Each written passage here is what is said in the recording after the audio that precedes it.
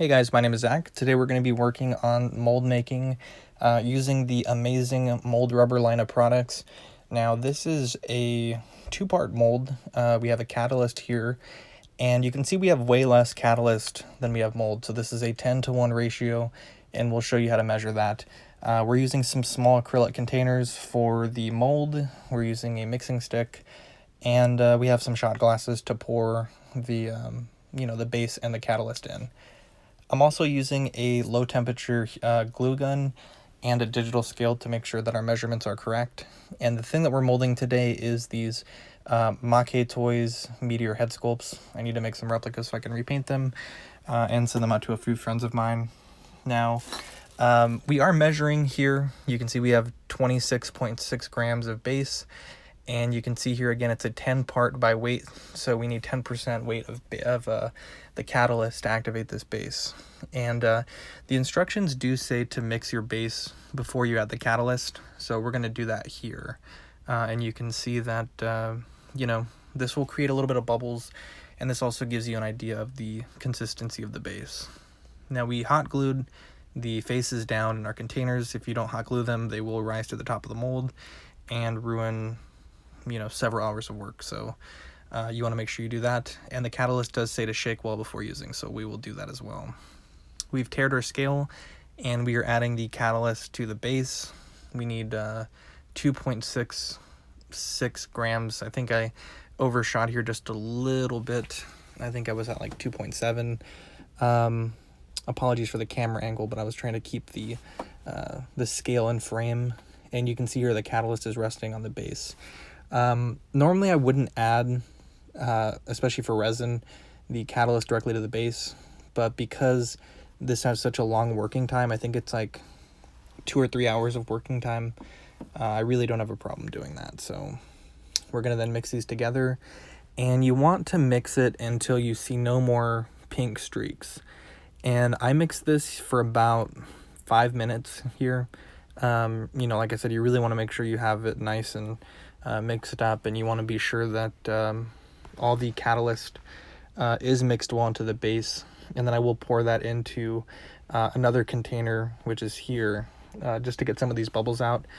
These bubbles do form naturally from the mixing process, and we will kind of tap the the acrylic container on the desk to get some of these bubbles out. And you can see some of the bubbles popping here. So after about 20 minutes, this is what we're looking at. And we're going to shake it against the table to get all these bubbles out. The more bubbles you can get out now, the cleaner your molds will be. And of course, the cleaner your cast will be. So we're going to start pouring this here. You want to try to pour it off center. Ideally, I'd be using a larger container, but I don't want to waste too much of this mold making stuff.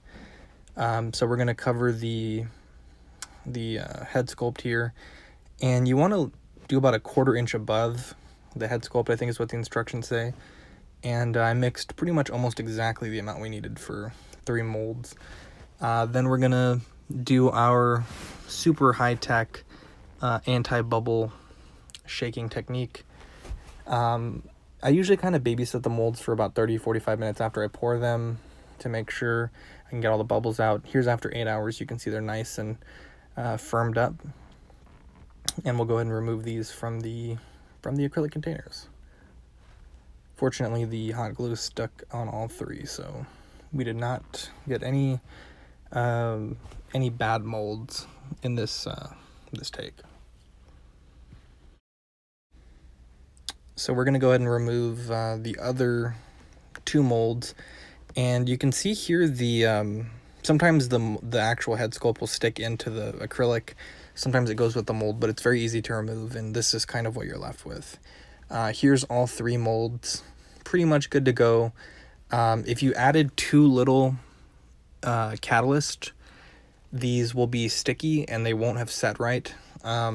So you want to really make sure you do your measurements accurately. Let's show you guys 2-part mold putty. I've used this in the past for making joints for figures, but I don't think I've ever shown it for making molds. This is a 1-to-1 ratio. And this stuff is just fantastic. So we have our part A, part B. We're going to mix them together.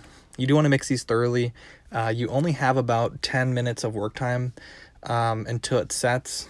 So you need to have it completely mixed in about a minute and a half, in order to get a clean mold. I like to roll it into a ball and then smush it against between the A and B containers like this.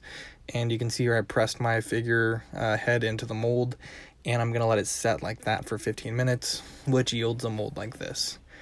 And you can see those came out pretty decent. And again, this is only after about 15 minutes. It's good for resin.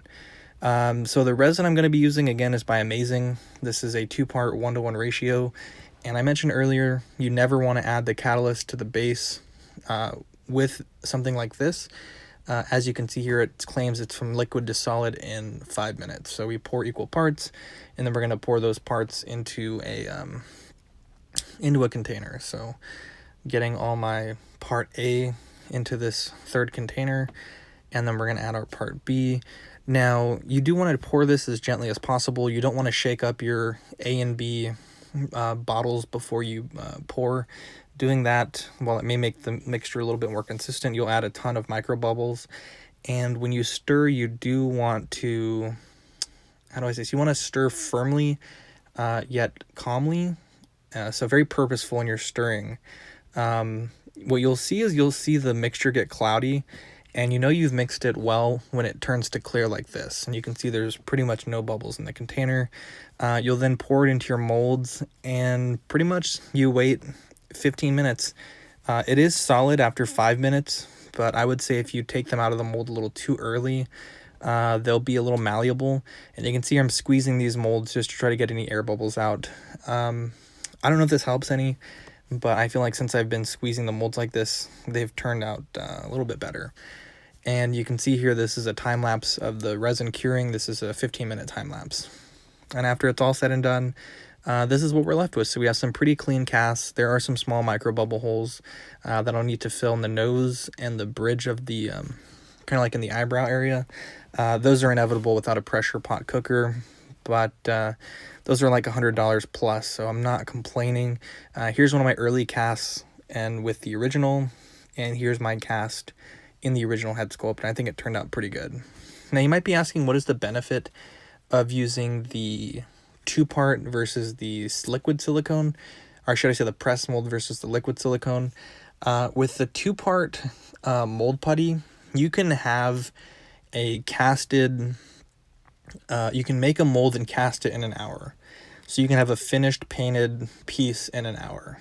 With the liquid 2-part silicone, you're looking at a minimum of 6 to 8 hours for the mold to cure, and then your 15 minutes for the resin to cure. So you're looking at anywhere from 6.5 hours to 8.5 hours from original to reproduction. So I think the mold's quality is cleaner with the liquid silicone, but the convenience of the 2-part putty and the flexibility for customs is invaluable. If you're doing something like this face sculpt, which is a little intricate, I would definitely use the pour-on liquid silicone mold. But if you're doing something simple, I think a few years ago I made some Chewbacca belt box molds. Those are very simple molds, and those work excellent for the press putty. Anything more complicated than simple shapes, I would definitely use the pour-on mold. I'm Zach. Hopefully you enjoyed this video of the joy of hobbying. I apologize I couldn't do this live because some of the mold stuff does take hours to set. It's just not feasible to do that type of stuff live. So please rate, comment, and subscribe. Hopefully you enjoyed this video, and I'll catch you on the next Joy of Hobbying.